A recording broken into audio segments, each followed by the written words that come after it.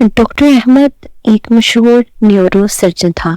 सारी जिंदगी बहुत से मरीजों का इलाज किया और बहुत सी इज्जत और शोहरत भी कमाई। इसकी खिदमत को सराहते हुए हुकूमत वक्त ने इसकी खिदमत के एजाज में एक तकरीब रखी गई और ऐलान किया गया कि इसे गोल्ड मेडल से नवाजा जाएगा।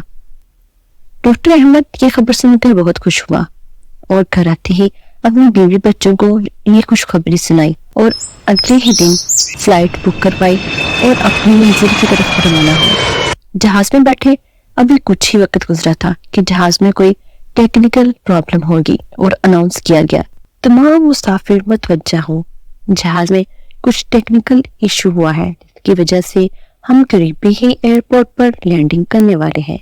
चुनांचे जहाज को एक करीबी छोटे एयरपोर्ट पर उतार दिया गया।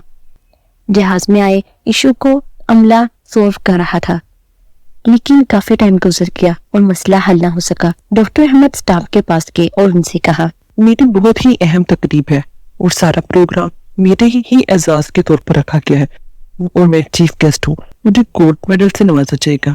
बताइए जहाज कब प्रवास करेगा? सर, ये बहुत छोटा एयरपोर्ट है, जहाज का प्रॉब्लम बड़ा है, इतनी जल्दी ठीक नहीं हो सकेगा। अगर आपको ज्यादा जल्दी है तो आप कार रेंट पर लें और बाय रोड चले जाएं, आप पहुंच जाएंगे। डॉक्टर अहमद ने कुछ सोचा और बोले, ठीक है। चौधरी डॉक्टर अहमद ने कार रेंट पर ली और अपनी मंजिल की तरफ चल पड़े। रास्ते में तेज आंधी और तूफान ने घेर लिया।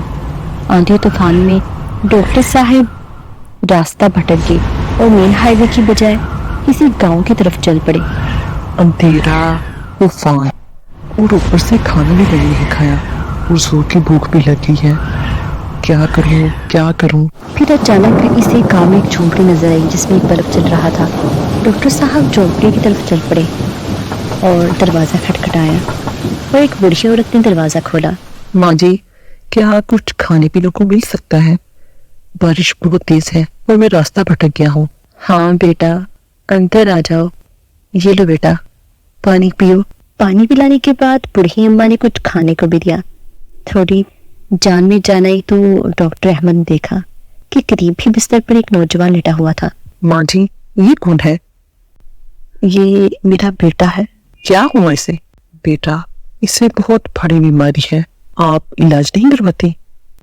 बेटा, मैंने गांव के डॉक्टर को दिखाया है। डॉक्टर ने कहा है कि हमारे वतन में एक ही डॉक्टर है जिसका नाम डॉक्टर अहमद है, वही इसका इलाज कर सकता है। पर बेटा, मैं गरीब बूढ़ी औरत अपने बेटे को लिए डॉक्टर अहमद के पास कैसे पहुंचूं? ना पैसा है और ना किराया।